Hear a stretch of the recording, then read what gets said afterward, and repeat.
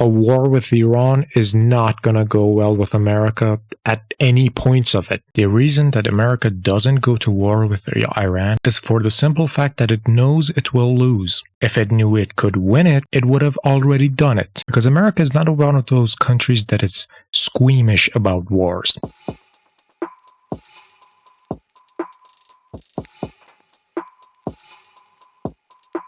Hello my Gunrunners, welcome back to AYYKAYY Reacts. I'm AYYKAYY. Now you all have read the title of this video. This video of mine is gonna have the longest intro slash disclaimer, just the biggest one I have ever made. Because while my usual content is me learning and or reacting to stuff, in this one I'm going to talk a lot more. Because well, surprise surprise, someone actually clicked on this video expecting an Iranian's reaction or opinion. I hope you all listen to this disclaimer slash intro till the end. It's extremely important, alright? Anything I say in this video are just my own personal views. I will get into more detail as to why I have these views, so you may maybe see my point of view. But before I share those, and most likely some of you will get mad at me, I have to talk about a couple of things. I believe the military actions of a country is not indicative of the will of its people. As an Iranian, I have to believe that, or I could simply not sleep at night. So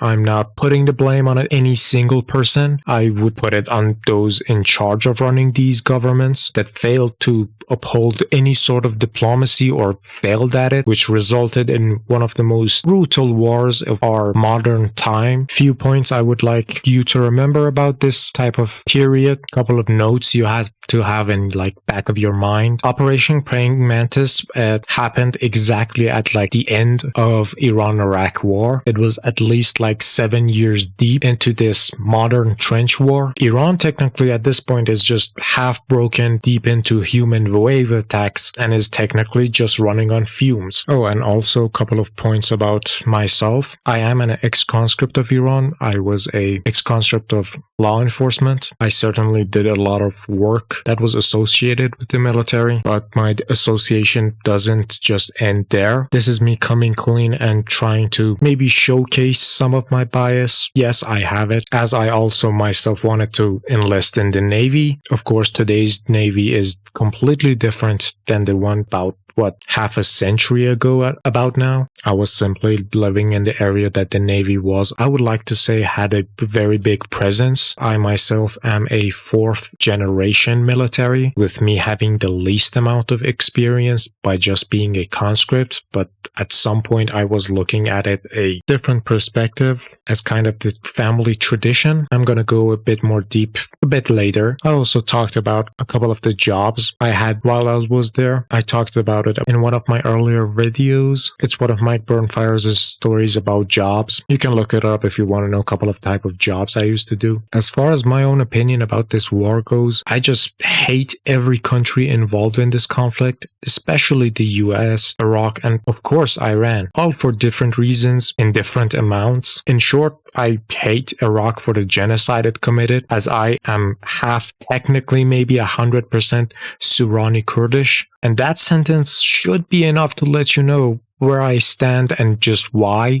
And of course the fact that AK Senior got injured in this very same war by chemical weapons nonetheless, which he had to bear the scars of for about 2 decades until he thankfully fully recovered. But it definitely does get me some bias. Of course, I also hate the Islamic Republic's handling of this situation, as it used this war just to purge a lot of different like political groups, muddying the water and using it as kind of an evidence while calling other groups enemy sympathizers, while of course extending this war for their own profit or ideology, in which they built the foundations of a theocracy that destroyed the democracy that was supposed to be, by kind of fear-mongering and uniting the people against the foreign invaders that wanted to unalive them all. And as an American fanboy who loves American culture, who listens to heavy metal, hip-hop, Hollywood movies, just the biggest American fanboy you can imagine, alright? Not to point the obvious, but I'm also talking to you in English over YouTube, something that is censored in my country. Of course, I love America for what it's ideally stands for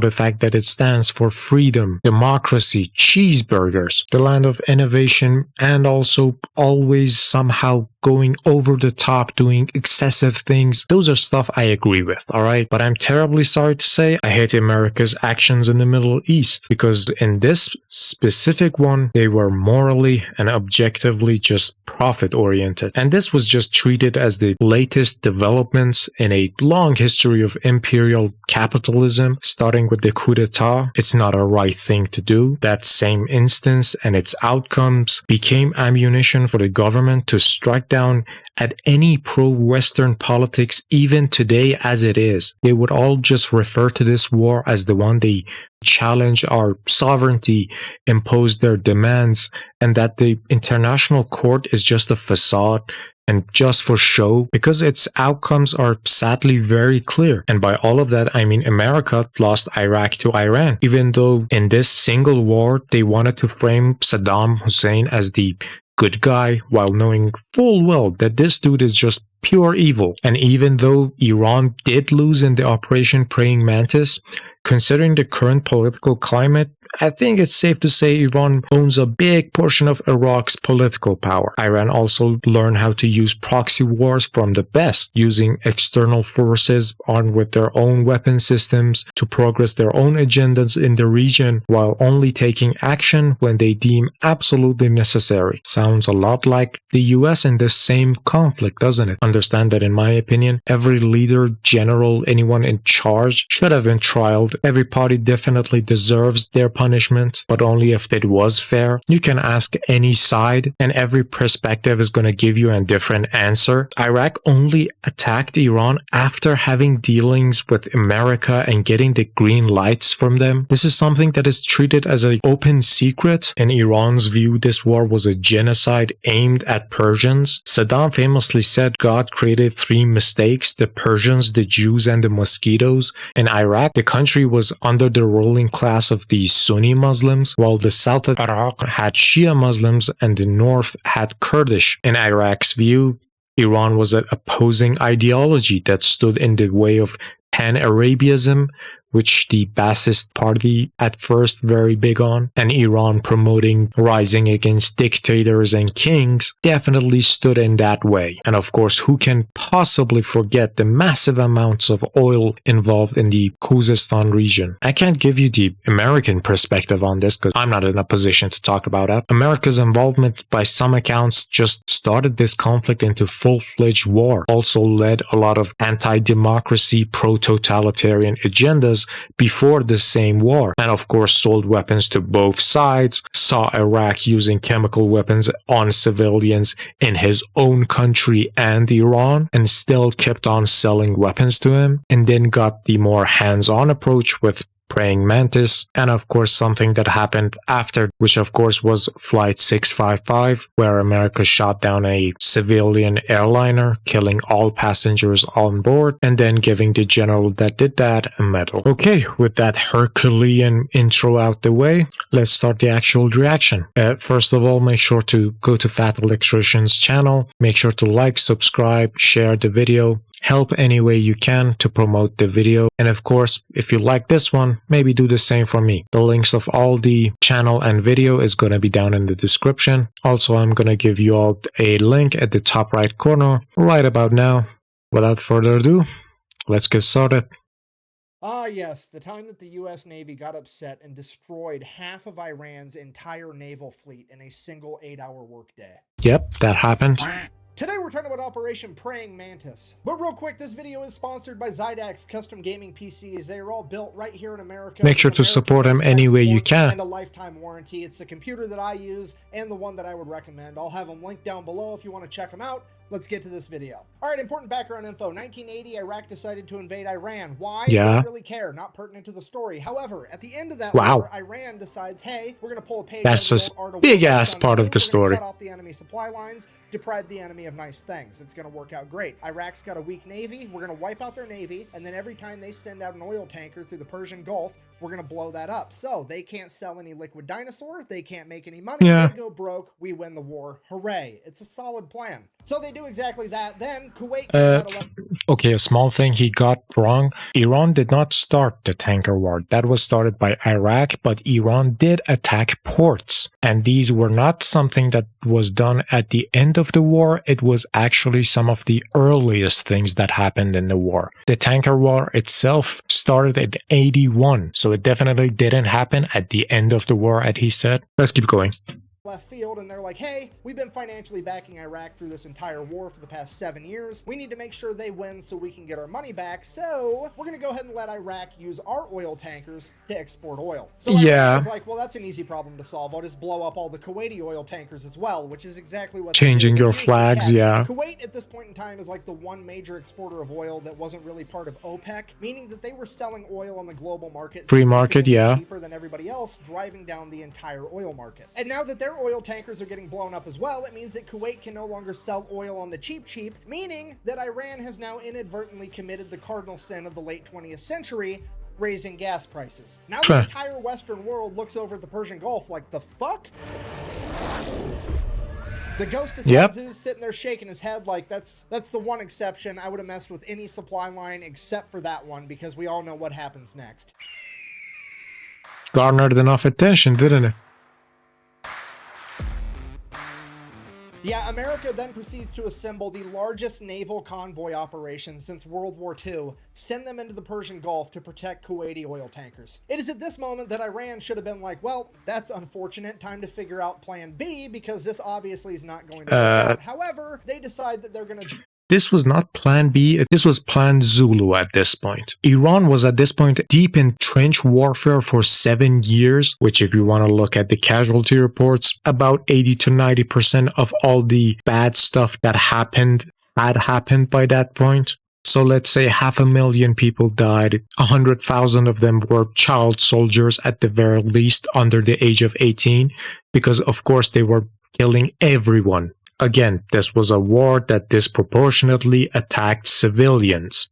Let's keep going. This obviously is not going to work out. However, they decide that they're going to double down. What they're going to do is they're going to take a bunch of magnetic underwater mines, and they're just going to spread them out all over the Persian Gulf in international waters, and that's not going to have any consequences at all. So fast forward, April 14th, 1988, the USS Samuel B. Roberts, a guided missile frigate, which is basically brand new at this point. This is like its first big operation, is out there escorting a baby's first tanker, swim, and it runs into a minefield, hits a mine, blows up the keel of the ship. The keel is this bottom part right here. It like supports and stabilizes floats the it, structure of the entire ship, and it gets blown completely in half. At this point, the only thing holding this boat together is the actual deck. 1 second, everything's fine. The next second, there's a 15-foot wide hole in the bottom of your ship. Everything's on fire and water is rushing in. The USS Samuel B. Roberts took on half of its weight in water in the first minute. This is a catastrophic amount of damage that would sink 99% of ships, but as fate would have it, the crew of the USS Samuel B. Roberts had already been winning competitions for having the best damage control crew in the Navy. So the entire crew gets to work. They're putting out fires, they're plugging holes, they're literally cinching the hull together with steel cables, trying to stabilize it. Well done, them. Holding it together is a deck at this point. Over the course of the next 5 hours, the entire crew fights their ass off and somehow manages to get the situation under control and limp the ship all the way back to Dubai, where they can get it to a port. And the most incredible part of all of it, not a single American was killed. Only 10 men were injured during the fire and the initial explosion. So that's impressive, honestly. The boat's basically completely destroyed. Then America sends in an underwater crew, figure out what happened. They find the remnants of the mine. They check out the other mines. Yep, they're Iranian. At this point, now somebody has to inform the president, because this is a big deal. And the president at this point in time is, let me check my notes, fucking Ronald Reagan. Of course. And I'm here to help. So they go ahead.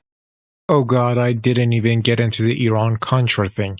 Yeah, also Iran and America had secret dealings that in exchange for hostages, they're gonna sell Iran a lot of military equipment that they know is gonna be used against Iraq, because by the time the praying mantis actually starts, all of these dealings have been done. And one more thing, defining that place as international waters is taking some liberties with it, because although, yes, international water, ports and all that, in the 1980s, the first days of the war, the Iranian Navy made a statement to not use the Strait of Hormuz unless you are following these exact lines that they are going to tell you, like 12 miles off the south of the southmost island of Iran. So they had a imaginary line dividing the strait so that no Iraqi container ship or oil tankers would pass by, because the mining itself cannot be justified by some standards, sure, but Iran did tell everyone to keep to this single way that he's gonna make clear, the one that he agreed with the United Nations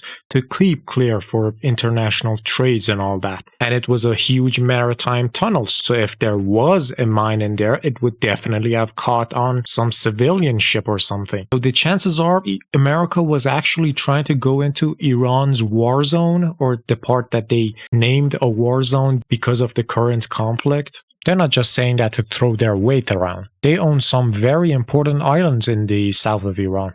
Some are with oil capabilities, so it definitely has a lot of qualm about being scared of anyone coming close to it, you know? The islands in the south of Iran are disputed with a couple of the neighboring countries. It also is using them for military. It has been for the longest time. So anyone and anything coming close to it that is of a nation that they don't like most likely means they are using some sort of military tactic against them. It's a military base on an island. How do you think they're going to react? And I'm not even getting into the part where the Persian Gulf itself is a huge part of our national identity. Surprise, surprise. It's called Persian for a reason. Let's keep going. Go ahead and they brief Ronald Reagan on everything that happened. He's super happy that everybody survived, and he's like, okay, well, here's what we're going to do. We're going to issue a proportional response. And what the US Navy heard was, awesome. All right, so here's the plan. Iran currently has 3 oil rigs in the Persian Gulf that are not being used for drilling oil, but as military bases for their naval operations. So the US Navy's going to take out all 3 of those. Now, I don't really know what the guided missile frigate to oil...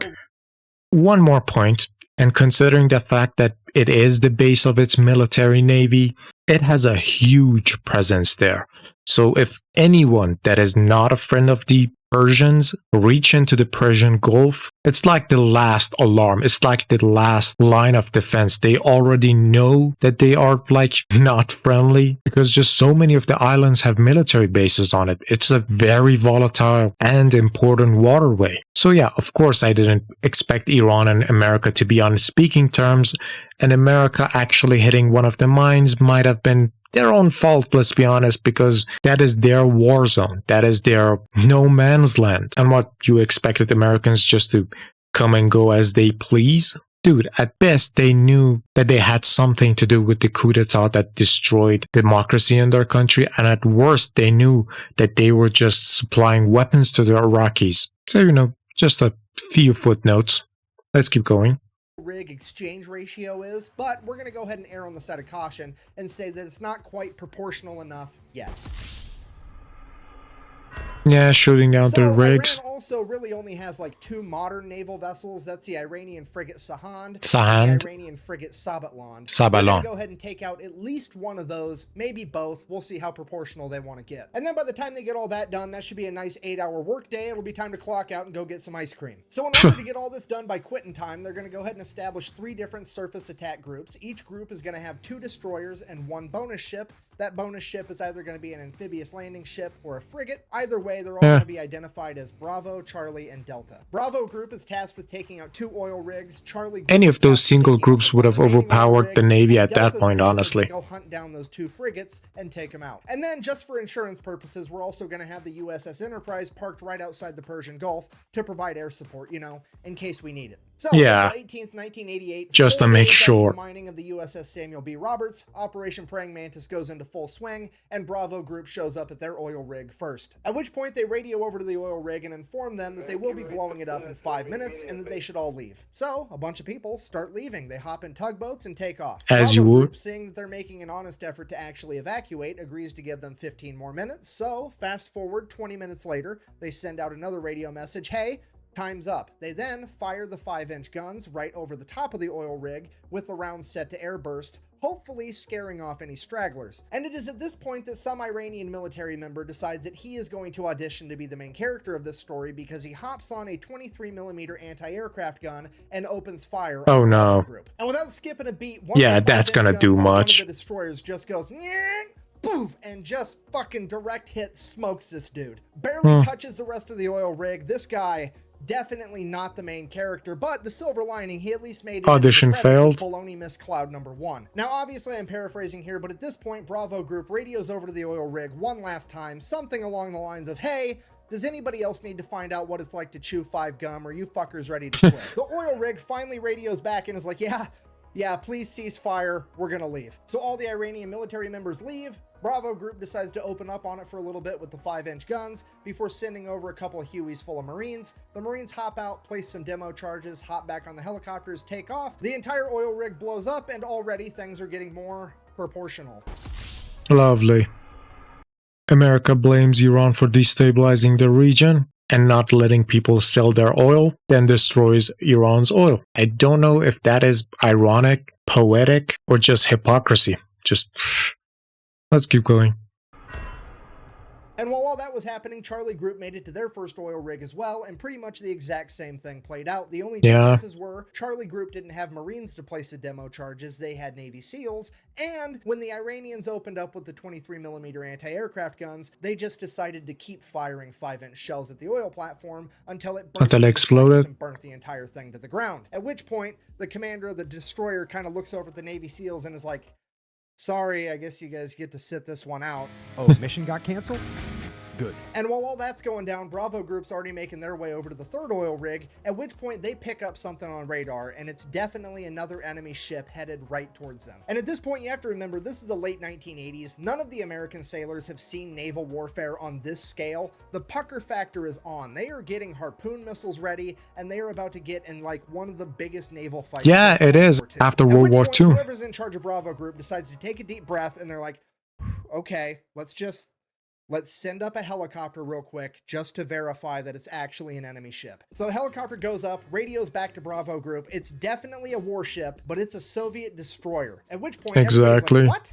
What is happening right now? So they radio over to this Russian destroyer, and they're like, what are taking pictures? And the Russian commander radios back in broken English. I swear to God, this is a real quote. I'm just here to take pictures. Yeah. For history. Look, I know that I bash on the Soviet Union and communism every... Before he says his piece, as Persians, we have had huge amount of wars with the Russians. Even we know that they are built different. Understand that Middle East is not for newbie players. Middle East is the hardcore mode of this planet, and even we respect those Russians for doing what they do. Let's keep going. Single chance I get, but this time around I gotta give it to them. These guys know how to party. Just straight up rolling into the middle of the largest naval operation since World War II to eat popcorn and watch. Take pictures. At this point, Iran finally figures out that there's something the going cojones on. in They there. don't know what, so they just begin attacking any ship they can find, and the first ship they found was a civilian cargo ship called the Willie Tide, that they begin attacking with Boghammer-style speedboats. So the Willie Tide radios for help. The USS Enterprise responds by sending up a bunch of A6 intruders, as well as F-14 Tomcats. The A6 intruders show up, start dropping cluster bombs. They end up hitting one of the speedboats and scattering the rest. The civilian cargo ship is saved. Hooray! Cutting back to Charlie Group, now there's an Iranian fast attack ship coming right at them. So they radio over like, hey, yeah, we're kind of going around blowing up all your stuff, but also we've got a very specific list. You're not on it, so how about you just go away and we'll forget we saw you. That's not gonna happen. The attack ship messages back, sounds good, we'll do that. And then they just keep driving right towards them. And then this Iranian fast attack ship gets within like 15 miles of Charlie Group, which is like point blank range for a naval battle. For nautical battles, again, yeah. Dude, what are you doing? To which they respond, I'm following orders. And then they proceeded to lock their radar on Charlie Group, which Charlie Group can see. At which point Charlie Group immediately launches 5 missiles directly at the Iranian vessel. The Iranian vessel fires a harpoon missile back at Charlie Group. Both groups now have missiles in the air screaming towards one another. The Americans launch countermeasures, shooting up chaff rockets that end up catching the harpoon missile, detonating it in midair. The Iranian vessel, on the other hand, did not have any countermeasures capable of stopping it's the an newer old technology one behind the American missiles, and it would end up getting sunk pretty much immediately. Then, before anybody can really even fully digest what just happened, radar picks up 3 Iranian F-4s screaming towards Charlie Group. Charlie Group then turns, fires a bunch of surface-to-air missiles at the F-4s. The F-4s see him coming. They're like, oh shit. I'm also going to just throw up the old insignia of the F-4 Tomcats and their pilots. It's one of the most cartoonish insignias in the military you would ever see. Let's keep going. They pop a U-turn and try to outrun them. F-4s, while they are extremely fast, can't outrun missiles, so one of the missiles ends up blowing a wing off one of the F-4s. Now America has taken out an entire naval vessel and an F-4 that they did not plan on taking out, and it's throwing off all of our proportions. And because of that, American leadership and to oil fields to stand down. We're not going to go take out that 3rd oil rig. And right as soon as that order gets given out, Delta Group chimes in and is like, hey, we found that frigate we were looking for. So now nobody knows what to do, because on one hand, things are already getting out of control, but on the other hand, we really want to take out these frigates. So American leadership decides, well, we might not even have to make a hard decision. Maybe that's not even the frigate and the radar's wrong. Why don't you go ahead and send a couple A6 intruders over, do a flyby. They can verify that it's actually this new modern frigate, and if it is, we'll make a decision from there. Or so they thought, because the A6 pilots are about to decide that they are in fact the main characters of this story. You see, the USS Enterprise and its aircraft aren't really supposed to be doing a whole lot. They're more or less just there for insurance. In fact, they're only allowed to engage the enemy under one of 2 conditions. One, the President of the United States signs off on it, which is actually what happened with the speedboats earlier. Or 2, they get fired upon first. So they got told to go fly by this boat to verify that it is in fact the new modern frigate, but they didn't get told how to fly by the boat, so they drop down 50 feet above the water and just gun it, and they buzz the entire ship. So the ship opens fire with its AA guns, but these planes are so low to the water, the AA guns can't actually aim down low enough. Don't have enough depression. Anti-aircraft fire goes right over the top of them. They continue to stay low enough till they get out of anti-aircraft gun range, and then they pull up, at which point the ship launches a bunch of surface-to-air missiles at them. They drop chaff as a countermeasure, takes care of those, no big deal. They then go around, do a U-turn, send a radio message to this frigate, I'm going to sink you now. Which they can now legally do, because remember, the ship fired on them first. Victim to one of the classic So the A6 fires an anti... Honestly, that has been the strong suit of America, fighting in the gray zones or just starting out of them. And it is the technology that Iran has adopted, the entire proxy war being the evidence of it. Let's keep going. Ship harpoon missile, and the second they pull the trigger on that, the fire control team from the USS Enterprise is like, what the fuck are you doing? We're not supposed to be killing things yet. And the A6s are like, look, they fired at us first. Them's the rules. And the USS Enterprise is like, holy shit, okay, I guess. Let them have it. Then the harpoon missile finally makes impact. It's a bullseye. The A6s do a U-turn, go, drop another 500-pound laser-guided bomb right through the deck of this frigate, fly past it, do another U-turn, come back, drop a 1,000-pound bomb on it. Then they radio over to the Enterprise and like, yeah, it's definitely gonna sink. We're gonna head back. So the A6s take off, headed back to the Enterprise. That's done, yeah. Like 5 minutes later, Delta Group shows up with their warships and begin firing on the already sinking frigate. They hit the magazine, the frigate explodes, rapidly sinks to the ocean floor. At this point, naval leadership is like, okay, Jesus Christ, everybody stop killing things. We need to figure out what all happened. We got to keep this proportional, remember. That, I think, the picture of Sahand, the frigate. Out what everybody did, if anybody's hurt, what's going on, the whole story. And then as the A6s are making their way back to the USS Enterprise, guess what they happen to fly past? The other modern frigate. So now the entire US Navy's looking at this last frigate like SpongeBob looking at a jug of water. I don't need it. I don't need it. I need it. They found it finally. But also, like, realistically speaking, the A6s are pretty much out of ammunition. The only thing they have left are 2,000-pound bombs, and those just aren't going to be enough. That's going to do it more than enough. Missile to take down this ship anyways, so they really are just going to fly by and verify that it's the modern frigate. So the A6 intruders go ahead, they do their flyby. It is in fact the new frigate that they thought it was, and it does in fact open fire on the A6s. A6 so it got confirmed. Unscathed, at which point they pop a U-turn, and one of the A6 pilots is like, It's the bullseye womp rats in my T-16 back home. So the A6 pulls up, gaining altitude, and then dives down, aims its nose right at the frigate at like a 35-degree angle. They're doing a good old-fashioned dive bombing run. Dive bombing? World War II. The AA guns start firing. There's bullets whizzing past the plane, but they're committed now. They're closing in, closing in. The bombardier behind the pilot lets the pilot know, hey, I'm locked on. At which point, bombs away, the pilot pulls up, and the bomb goes right down the fucking smokestack of this boat. Blows up, completely destroying the entire engine room. That frigate is now dead in the water with no power. The A6s go ahead and radio in that they have completely disabled this frigate, at which point the American leadership calls a complete ceasefire. They're going to go ahead and let call that back, survive, get towed off, potentially be repaired. With the US Navy having effectively disabled or destroyed over half of Iran's functioning navy, the US military decides to call it a good day, ends Operation Praying Mantis. We all get to live happily ever after.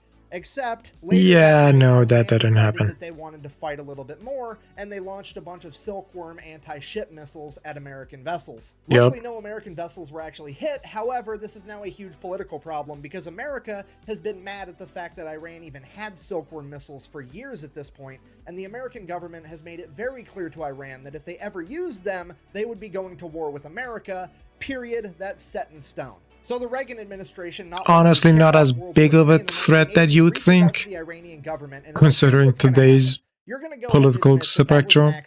I'm going to sweep it under the rug, and we're never going to talk about it again, because if this makes headline news and the American people find out, I'm going to have to get real proportional around here. So Iran's like, okay, fine, whatever, it was an accident, let's sweep that whole thing under the rug, but I am still going to take America to international court to try to prove that it was a war crime to take out my oil rigs. That way I can get reparations and make America pay for it. So they go to international court. That also happened. The international court is looking at America like, okay, well, first of all, you're the fraction people. I don't know how you think that this is proportional, but it definitely wasn't. Second of all, according to the Amity Act, you absolutely should not have attacked their oil rigs. This is probably, and considering all of that, it still dismissed it. For America is like, well, actually, if you read the Amity Treaty between Iran and the United States, it only talks about ships and boats. It don't say shit about oil rigs, meaning I wasn't obligated to not attack those oil rigs. At which point the court is like, yep, the gray area. Hold on. Fucking, he's right, son of a bitch. Okay, well, I guess America's true innocent, story. Yeah, that happened. I'll say it again. It's never a war crime the first time. And now for the best part of the entire story. America now proceeds to go over to Dubai, pick up what's left of the USS Samuel B. Roberts, tow it all the way back to Maine, then take the ship out of the water, get it in dry dock, cut out the entire damaged section of the ship, including the engine compartment, build another module to fit in its place. This thing weighs like 300 The Sabalon tons. frigate is also still operational, it's still working today. Reconnected. This boat is back out on the ocean 1 year later on April 1st, 1989. It then goes on to get recommissioned and serves in the Navy until 2015. I mean, playing Battleship against America's gotta suck, right? Like, haha, I've sunk your frigate. And America's like, first of all, no, you didn't. Second of all, fuck your entire Navy as it picks up your board and just throws it at the wall. Yeah, so that does happen. If you do ever find yourself being the leader of a foreign nation one day, the best advice that I can possibly give you is A, do whatever you can to not raise gas prices, and B, whatever you do not fuck with America's boats. We do not like that shit. Thank you for watching. Best way to support the channel is like, comment, subscribe, maybe go buy some merch at thefatelectrician.com. Quack bang, out. Oh, lovely story. Definitely was... Oh, wait, 9 more seconds. Alright, no, nothing else. Before I get to a couple of the points in this video, first off, make sure to like, comment, share, subscribe, all of that to the Fat Electrician. He definitely did a good job. This video, I would say, was more for entertainment purposes than rather historical, as he did just dismiss the entire history before that in the first few seconds of this video. The purpose of this video, just as mine, is entertainment first. It's not factual or historic in any way, it's storytelling. If you want more in-depth, there are many more channels on the YouTube that have done that. And perspective and which lens you try to look at this war definitely defines your viewpoints, what you agree with, or who you find at fault. Frankly, one thing I wanted to just tell you, summarize it really fast. As much as this video made it look easy, a war with Iran is not gonna go well with America at any points of it. And if you need any sort of evidence for it, just take a look at what happened in Iraq and Afghanistan, then combine both to have an idea of what is going to happen. Iran has even worse geography than Afghanistan does, as it's much more mountainous, and those parts that aren't mountainous are either jungles or the hottest deserts on planet Earth. Variation of ethnic groups and different populations with ideologies exist within Iran, of course. The population of Iran is more than Iraq and Afghanistan put together. Not to mention, Iran's power is projected outwards without them needing to do anything else,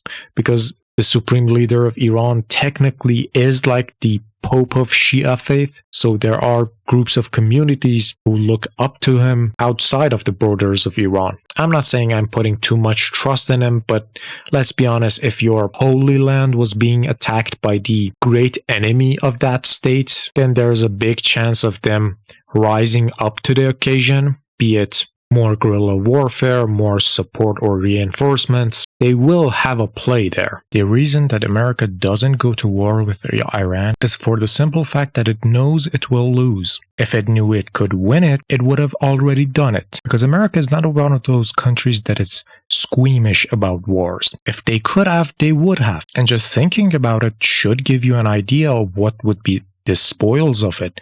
A very oil-rich country with lots of minerals, lots of luxury goods, some of the most sought-after ports, waterways, and a full control over oil, which could definitely weaken their enemies and help control the world in a global scale. Also, if it allies with Iran, even in its most simple forms, it can dial down the proxy wars, or at least strengthen its own parties against Iran. And as you can see, these have huge implications. So the only reason it's not doing that, it definitely is because America knows it's gonna lose. The only thing that I have to say is just circumstantial at best, but Iran is not, as this video proclaimed it, it's not as prone to conquer as much as this video wants you to believe, frankly, because you need to understand Iran is just different than almost any country in the Middle East, and has kind of made that their strong point, that we are different than the rest. And you have to look at this from different perspectives. First off, yeah, there are similarities. Iran is Muslim, but the Muslim majority is Shia, which has its own entire branch, but in political view, it has made allies for them. But culturally, they are just completely different. The only culture that would kind of be synonymous with Persian would be the Kurdish, which are a unofficial country. That is the only cousin they have in the Middle East. Sure, they have good relations with a couple of countries, but those are more political rather than sociological or cultural. Iran has more in common with Central and West Asia countries than almost any other. First off, it had massive wars with all the parties that are its neighbors, but also has a lot of historical precedents for alliances and such. Iran's actual cousins are other Persians like Tajikistan and Afghanistan. They are Muslim just the same, but they are Central Asian. Also, talking about its strengths and weaknesses, it definitely has one of the best defenses it could have against an actual invasion. Taking a look at the topography of Iran would definitely just answer that question. I'm gonna give you a picture for it, of course. There are just two entire mountain ranges just closing off Iran with deserts and jungles all around. Of course, the ports that you just saw being attacked and all that are their last line of defense, but that is only looking at it from the Navy's perspective. Attacking would be easy, controlling would be immensely more harder. And Iran is a country that definitely knows war. Honestly, let me give you a hot take, if you will. You don't get to be a country at the crossroads of civilization and not know conflict, not know war. Iran is a country that makes its own weapons, makes its own drones, missile, tanks, APCs, fighting vehicles, 50 cal, anti-material rifles. A war with Iran should not be deemed like it's a war with Iraq or Afghanistan, because technically Iran has the population of both and an even more worse geography for war. Not to mention the military of Iran has so many different aspects I could speak of. The thing that the army itself has an anti-air force, has an air force, has a navy, has a ground force.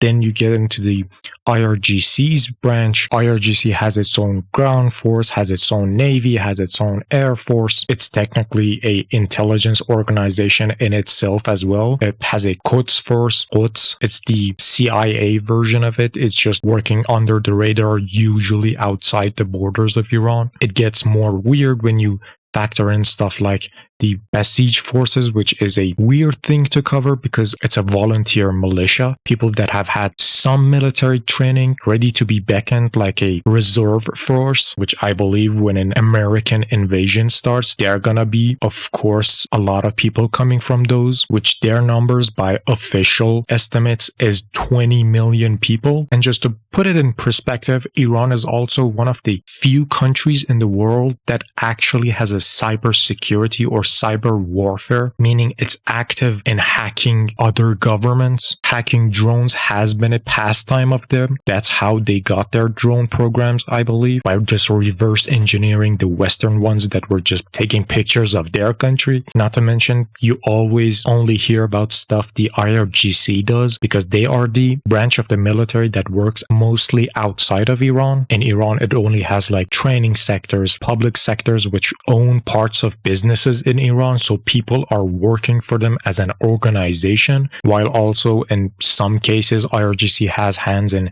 drug trades, arms trafficking. Of course, they're one of the arms suppliers to some of the proxy wars. The entire IRGC thing is based on guerrilla warfare, and I'm saying that because when an invasion takes place, they are definitely going to play a key part in this. Again, I have to preface all this information with the fact that a century ago, Iran was not allowed to have an army or have a force defending itself. Iran a century ago would be technically owned by half by the USSR and half by the British, and the British definitely didn't want Iran to have any sort of military capability lest they wanted to uprise against them. Hell, the factions that I'm talking about are the Qajar dynasty. Qajar itself means horse rider. They were the people that had fighting capabilities in a land that was not allowed to. The British treated Iran as a corridor for always being able to transport troops into British India if they ever needed it, and the USSR always deemed Iran as a port, a place to transport troops and use the railways of, but definitely Iran was just at the whims of other countries as a whole. And then, of course, the coup d'etat happened, the British oil interests were at stake, so America came in, had the coup, yeah, that happened. Iran and America had a falling out, and now the same country that was not allowed any sort of its own sovereignty in its own land has a military force that is definitely keeping the world interesting, to say the least. The fact that my own military is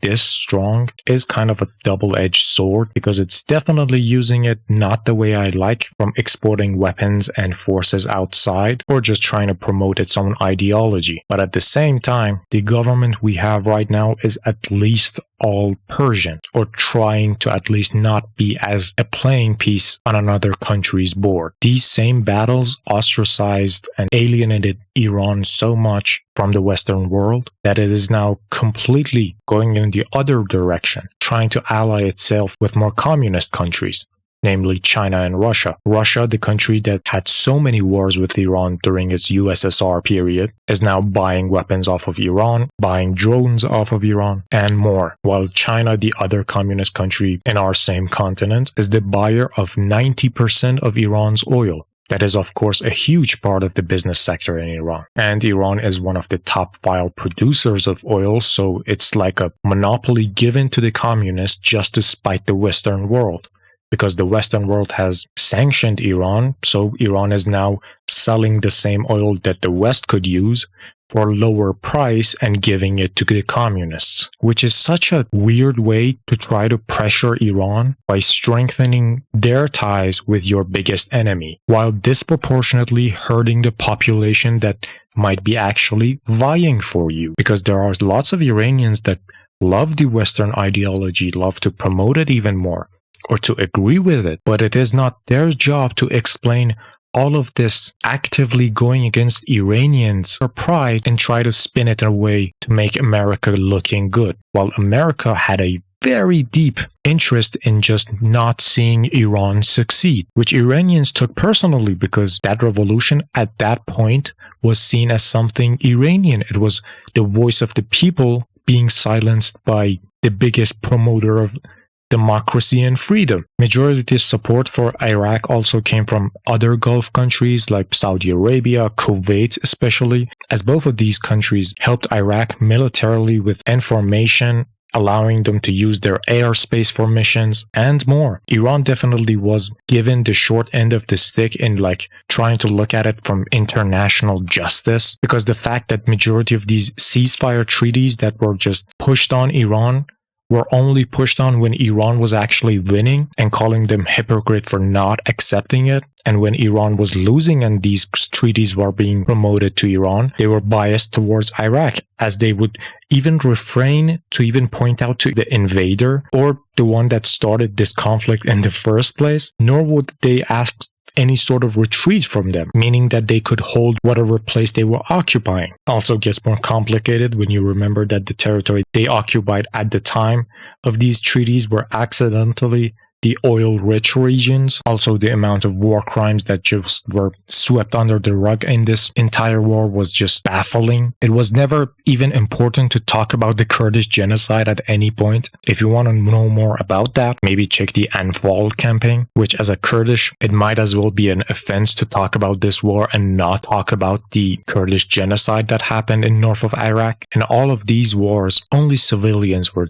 the actual victims. And it's a hard truth to try to swallow. For 2,500 years, Iran has been a monarchy, with royalty dictating their wishes upon the masses. It is the sad truth of our life, the Iranian people, that we have never been more represented than the regime they are holding the status quo for. The same revolution that everyone hates but does not have a better plan for. The freedom and democracy that they are just so yearning for has time and time again been attacked by those holding up the ideology, the ones that were promoting for it. While they are the ones that kind of see themselves better because of the freedom they have, they were the ones putting walls between the people that needed it the most and the freedom they needed to voice themselves out. This version of Iran, the republic, the regime, the whatever you want to call it, it's my home. It's the only one I have ever seen and known. So I need you all to understand that everyone wants change in Iran. But as soon as you ask who needs to be left in charge,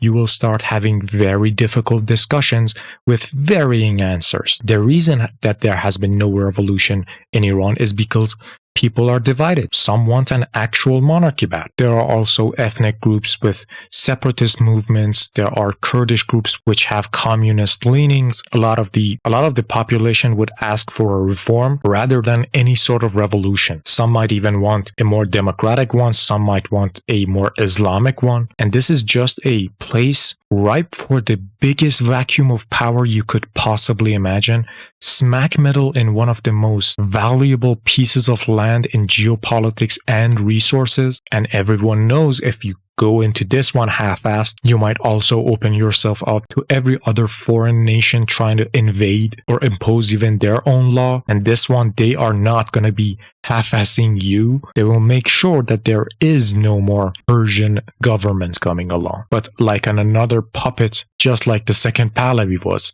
Because working with a dictator is always easier to work with a population. So yeah, if you think America's gonna have fun when trying to conquer Iran, think less invasion of Iraq, more guerrilla warfare and Vietnam. So as much as I like America and what it preaches, I definitely don't believe they have any business being in the Middle East, as time and time again they have shown that their morals are profit-oriented and never based on justice or giving freedom to the countries, not just as another land grab for more oil money. In most of my videos, I'm more of a listener, but this one, as I had too many personal connections with, I talked a lot. Hope you all enjoyed. Make sure to support the original creator of this channel. There are links going to be in the description. So thank you all for watching. New videos every week. See you next week. Goodbye.